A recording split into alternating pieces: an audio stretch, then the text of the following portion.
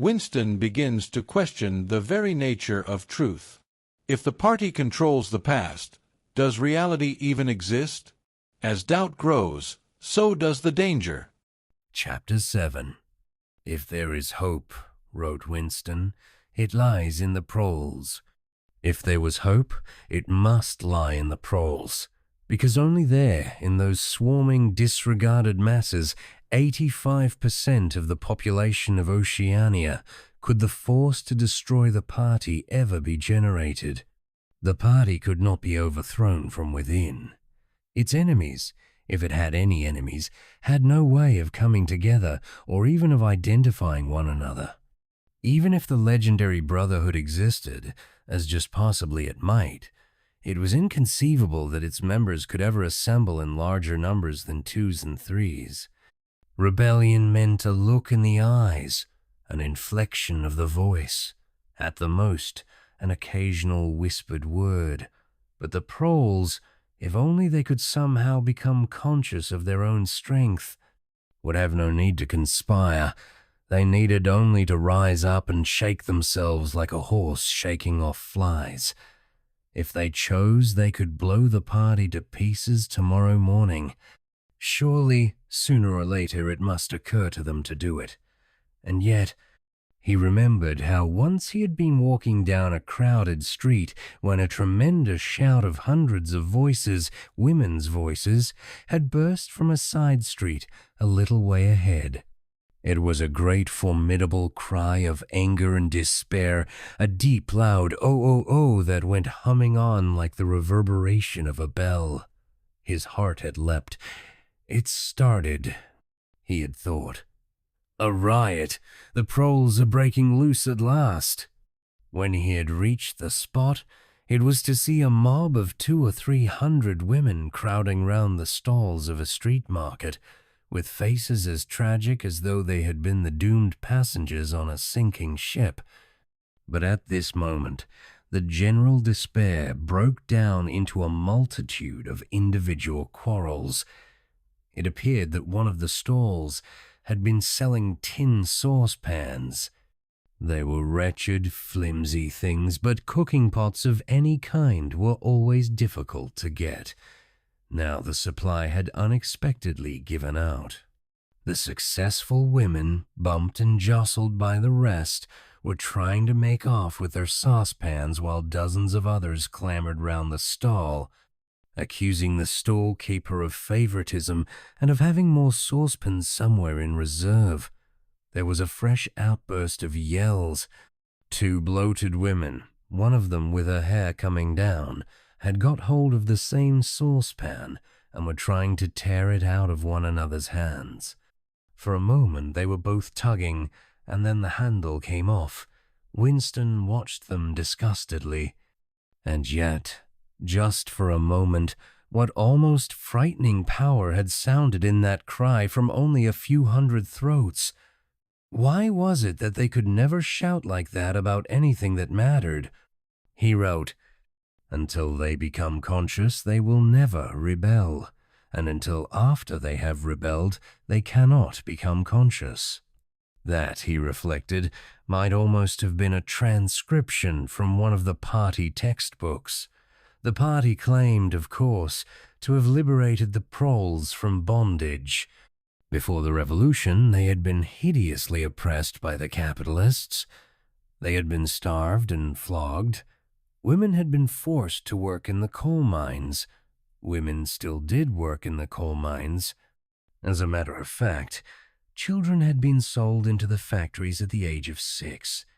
But simultaneously, true to the principles of doublethink, the party taught that the proles were natural inferiors who must be kept in subjection, like animals, by the application of a few simple rules.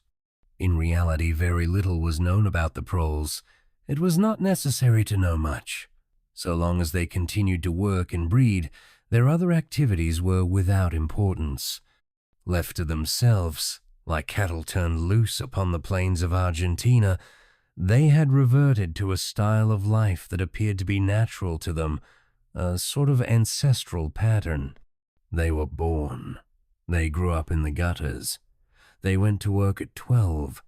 They passed through a brief blossoming period of beauty and sexual desire. They married at 20. They were middle-aged at 30. They died, for the most part, at 60. Heavy physical work, the care of home and children, petty quarrels with neighbors, films, football, beer, and above all gambling, filled up the horizon of their minds. To keep them in control was not difficult. A few agents of the thought police moved always among them, spreading false rumors and marking down and eliminating the few individuals who were judged capable of becoming dangerous. But no attempt was made to indoctrinate them with the ideology of the party. It was not desirable that the proles should have strong political feelings. All that was required of them was a primitive patriotism which could be appealed to whenever it was necessary to make them accept longer working hours or shorter rations. And even when they became discontented, as they sometimes did, their discontent led nowhere, because being without general ideas, they could only focus it on petty, specific grievances. The larger evils invariably escaped their notice. The great majority of proles did not even have telescreens in their homes. Even the civil police interfered with them very little. There was a vast amount of criminality in London, a whole world within a world of thieves, bandits, prostitutes, drug peddlers, and racketeers of every description. But since it all happened among the proles themselves, it was of no importance. In all questions of morals, they were allowed to follow their ancestral code. The sexual puritanism of the party was not imposed upon them. Promiscuity went unpunished. Divorce was permitted. For that matter, even religious worship would have been permitted if the proles had shown any sign of needing or wanting it. They were beneath suspicion. As the party slogan put it, "Proles and animals are free." Winston reached down and cautiously scratched his varicose ulcer. It had begun itching again. The thing you invariably came back to was the impossibility of knowing what life before the revolution had really been like. He took out of the drawer a copy of a children's history textbook, which he had borrowed from Mrs. Parsons, and began copying a passage into the diary. "In the old days," it ran, "before the glorious revolution, London was not the beautiful city that we know today. It was a dark, dirty, miserable place where hardly anybody had enough to eat and where hundreds and thousands of poor people had no boots on their feet and not even a roof to sleep under. Children no older than you had to work 12 hours a day for cruel masters who flogged them with whips if they worked too slowly and fed them on nothing but stale bread crusts and water. But in among all this terrible poverty, there were just a few great big beautiful houses that were lived in by rich men who had as many as 30 servants to look after them. These rich men were called capitalists. They were fat, ugly men with wicked faces, like the one in the picture on the opposite page. You can see that he is dressed in a long black coat, which was called a frock coat, and a queer, shiny hat shaped like a stovepipe, which was called a top hat. This was the uniform of the capitalists, and no one else was allowed to wear it. The capitalists owned everything in the world, and everyone else was their slave. They owned all the land, all the houses, all the factories, and all the money. If anyone disobeyed them, they could throw them into prison, or they could take his job away and starve him to death. When any ordinary person spoke to a capitalist, he had to cringe and bow to him, and take off his cap and address him as Sir. The chief of all the capitalists was called the King, but he knew the rest of the catalogue. There would be mention of the bishops in their lawn sleeves, the judges in their ermine robes, the pillory, the stocks, the treadmill, the cat o' nine tails, the Lord Mayor's banquet, and the practice of kissing the Pope's toe. There was also something called the jus prima noctis, which would probably not be mentioned in a textbook for children. It was the law by which every capitalist had the right to sleep with any woman working in one of his factories. How could you tell how much of it was lies? It might be true that the average human being was better off now than he had been before the revolution. The only evidence to the contrary was the mute protest in your own bones, the instinctive feeling that the conditions you lived in were intolerable, and that at some other time they must have been different. It struck him that the truly characteristic thing about modern life was not its cruelty and insecurity, but simply its bareness, its dinginess, its listlessness. Life, if you looked about you, bore no resemblance not only to the lies that streamed out of the telescreens, but even to the ideals that the party was trying to achieve. Great areas of it, even for a party member, were neutral and non-political, a matter of slogging through dreary jobs, fighting for a place on the tube, darning a worn-out sock, cadging a saccharine tablet, saving a cigarette end. The ideal set up by the party was something huge, terrible, and glittering. A world of steel and concrete, of monstrous machines and terrifying weapons, a nation of warriors and fanatics, marching forward in perfect unity, all thinking the same thoughts and shouting the same slogans, perpetually working, fighting, triumphing, persecuting, 300 million people, all with the same face. The reality was decaying. Dingy cities where underfed people shuffled to and fro in leaky shoes, in patched-up 19th century houses that smelled always of cabbage and bad lavatories. He seemed to see a vision of London, vast and ruinous, city of a million dustbins, and mixed up with it was a picture of Mrs. Parsons, a woman with lined face and wispy hair, fiddling helplessly with a blocked waste pipe. He reached down and scratched his ankle again.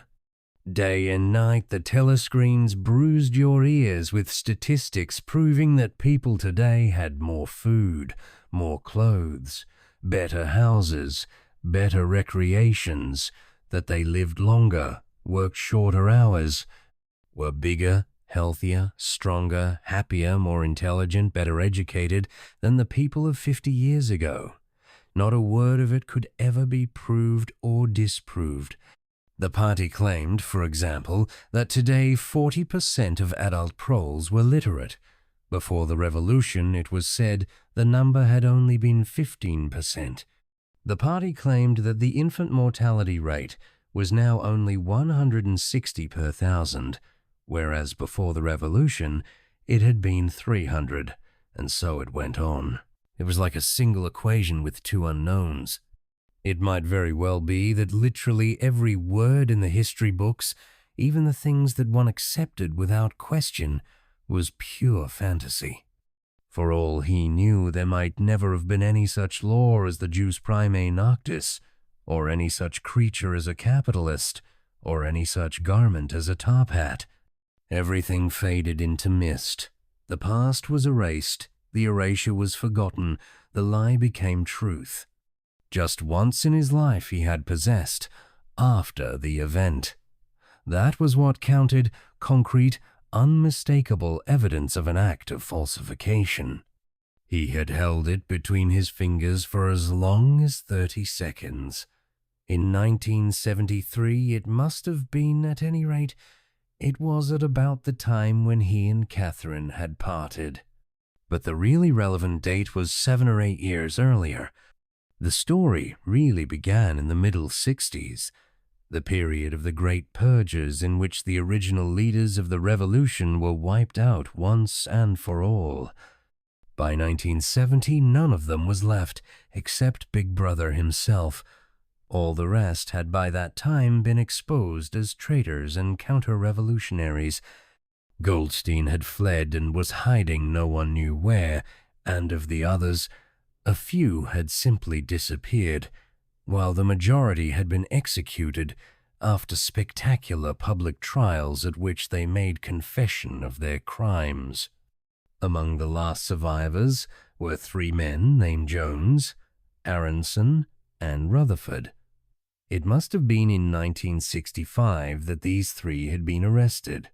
As often happened, they had vanished for a year or more, so that one did not know whether they were alive or dead, and then had suddenly been brought forth to incriminate themselves in the usual way. They had confessed to intelligence with the enemy. At that date, too, the enemy was Eurasia, embezzlement of public funds, the murder of various trusted party members, intrigues against the leadership of Big Brother, which had started long before the revolution happened, and acts of sabotage causing the death of hundreds of thousands of people.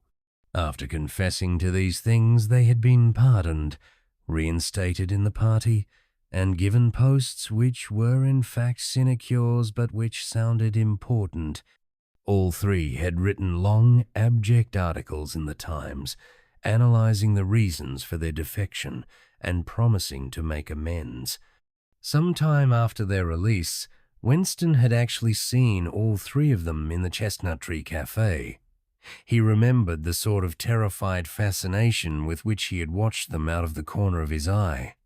They were men far older than himself, relics of the ancient world, almost the last great figures left over from the heroic days of the party. The glamour of the underground struggle and the Civil War still faintly clung to them. He had the feeling, though already at that time facts and dates were growing blurry, that he had known their names years earlier than he had known that of Big Brother. But also they were outlaws, enemies, untouchables, doomed with absolute certainty to extinction within a year or two. No one who had once fallen into the hands of the Thought Police ever escaped in the end. They were corpses waiting to be sent back to the grave. There was no one at any of the tables nearest to them. It was not wise even to be seen in the neighborhood of such people. They were sitting in silence before glasses of the gin flavored with cloves, which was the speciality of the cafe. Of the three, it was Rutherford whose appearance had most impressed Winston. Rutherford had once been a famous caricaturist whose brutal cartoons had helped to inflame popular opinion before and during the Revolution. Even now, at long intervals, his cartoons were appearing in the Times. They were simply an imitation of his earlier manner, and curiously lifeless and unconvincing. Always they were a rehashing of the ancient themes: slum tenements, starving children, street battles, capitalists in top hats. Even on the barricades, the capitalists still seemed to cling to their top hats, an endless, hopeless effort to get back into the past. He was a monstrous man, with a mane of greasy gray hair, his face pouched and seamed, with thick negroid lips. At one time he must have been immensely strong. Now his great body was sagging, sloping, bulging, falling away in every direction. He seemed to be breaking up before one's eyes, like a mountain crumbling. It was the lonely hour of 15. Winston could not now remember how he had come to be in the cafe at such a time. The place was almost empty. A tinny music was trickling from the telescreens. The three men sat in their corner, almost motionless, never speaking. Uncommanded, the waiter brought fresh glasses of gin. There was a chessboard on the table beside them, with the pieces set out but no game started. And then, for perhaps half a minute in all, something happened to the telescreens. The tune that they were playing changed, and the tone of the music changed too. There came into it, but it was something hard to describe. It was a peculiar, cracked, braying, jeering note. In his mind, Winston called it a yellow note. And then a voice from the telescreen was singing, "Under the spreading chestnut tree I sold you and you sold me. There lie they and here lie we under the spreading chestnut tree." The three men never stirred. But when Winston glanced again at Rutherford's ruinous face, he saw that his eyes were full of tears, and for the first time he noticed, with a kind of inward shudder, and yet not knowing what he shuddered, that both Aronson and Rutherford had broken noses. A little later, all three were rearrested. It appeared that they had engaged in fresh conspiracies from the very moment of their release. At their second trial, they confessed to all their old crimes over again, with a whole string of new ones. They were executed, and their fate was recorded in the party histories, a warning to posterity.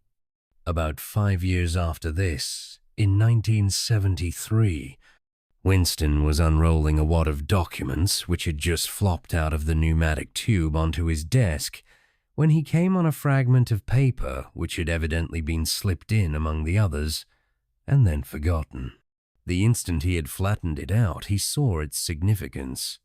It was a half-page torn out of the times of about 10 years earlier, the top half of the page, so that it included the date, and it contained a photograph of the delegates at some party function in New York. Prominent in the middle of the group were Jones, Aronson, and Rutherford. There was no mistaking them. In any case, their names were in the caption at the bottom. The point was that at both trials, all three men had confessed that on that date they had been on Eurasian soil. They had flown from a secret airfield in Canada to a rendezvous somewhere in Siberia, and had conferred with members of the Eurasian General Staff to whom they had betrayed important military secrets. The date had stuck in Winston's memory because it chanced to be Midsummer Day, but the whole story must be on record in countless other places as well. There was only one possible conclusion: the confessions were lies. Of course, this was not in itself a discovery. Even at that time, Winston had not imagined that the people who were wiped out in the purges had actually committed the crimes that they were accused of. But this was concrete evidence. It was a fragment of the abolished past, like a fossil bone which turns up in the wrong stratum and destroys a geological theory. It was enough to blow the party to atoms, if in some way it could have been published to the world and its significance made known. He had gone straight on working. As soon as he saw what the photograph was and what it meant, he had covered it up with another sheet of paper. Luckily, when he unrolled it, it had been upside down from the point of view of the telescreen. He took his scribbling pad on his knee and pushed back his chair so as to get as far away from the telescreen as possible. To keep your face expressionless was not difficult, and even your breathing could be controlled with an effort, but you could not control the beating of your heart, and the telescreen was quite delicate enough to pick it up. He let what he judged to be 10 minutes go by, tormented all the while by the fear that some accident, a sudden draft blowing across his desk, for instance, would betray him. Then, without uncovering it again, he dropped the photograph into the memory hole, along with some other waste papers. Within another minute, perhaps, it would have crumbled into ashes. That was 10-11 years ago. Today, probably he would have kept that photograph. It was curious that the fact of having held it in his fingers seemed to him to make a difference even now, when the photograph itself, as well as the event it recorded, was only memory. Was the party's hold upon the past less strong, he wondered, because a piece of evidence which existed no longer had once existed? But today, supposing that it could be somehow resurrected from its ashes, the photograph might not even be evidence. Already, at the time when he made his discovery, Oceania was no longer at war with Eurasia, and it must have been to the agents of East Asia that the three dead men had betrayed their country. Since then, there had been other changes, 2, 3, he could not remember how many. Very likely the confessions had been rewritten and rewritten until the original facts and dates no longer had the smallest significance. The past not only changed, but changed continuously. What most afflicted him with the sense of nightmare was that he had never clearly understood why the huge imposture was undertaken. The immediate advantages of falsifying the past were obvious, but the ultimate motive was mysterious. He took up his pen again and wrote, "I understand how. I do not understand why." He wondered, as he had many times wondered before, whether he himself was a lunatic. Perhaps a lunatic was simply a minority of one. At one time it had been a sign of madness to believe that the earth goes round the sun. Today, to believe that the past is unalterable. He might be alone in holding that belief, and if alone, then a lunatic. But the thought of being a lunatic did not greatly trouble him. The horror was that he might also be wrong. He picked up the children's history book and looked at the portrait of Big Brother, which formed its frontispiece. The hypnotic eyes gazed into his own. It was as though some huge force were pressing down upon you, something that penetrated inside your skull, battering against your brain, frightening you out of your beliefs, persuading you almost to deny the evidence of your senses. In the end, the party would announce that 2 and 2 made 5, and you would have to believe it. It was inevitable that they should make that claim sooner or later. The logic of their position demanded it. Not merely the validity of experience, but the very existence of external reality was tacitly denied by their philosophy. The heresy of heresies was common sense. And what was terrifying was not that they would kill you for thinking otherwise, but that they might be right. For after all, how do we know that 2 and 2 make 4, or that the force of gravity works, or that the past is unchangeable? If both the past and the external world exist only in the mind, and if the mind itself is controllable, what then? But no. His courage seemed suddenly to stiffen of its own accord. The face of O'Brien, not called up by any obvious association, had floated into his mind. He knew with more certainty than before that O'Brien was on his side. He was writing the diary for O'Brien, to O'Brien.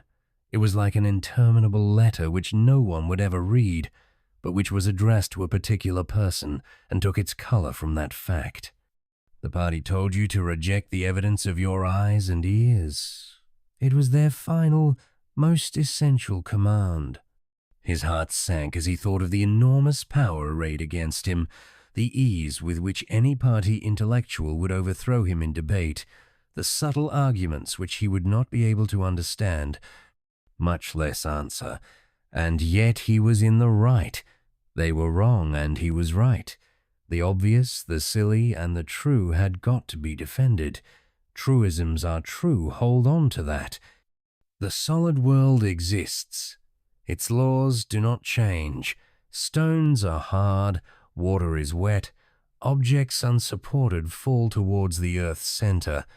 With the feeling that he was speaking to O'Brien, and also that he was setting forth an important axiom, he wrote, "Freedom is the freedom to say that 2 plus 2 make 4.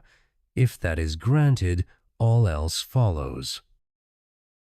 As Winston wrestles with the terrifying mutability of truth, he clings to one final conviction. Freedom is the ability to say that 2 plus 2 make 4. But in a world where the party controls reality, can such a simple truth survive?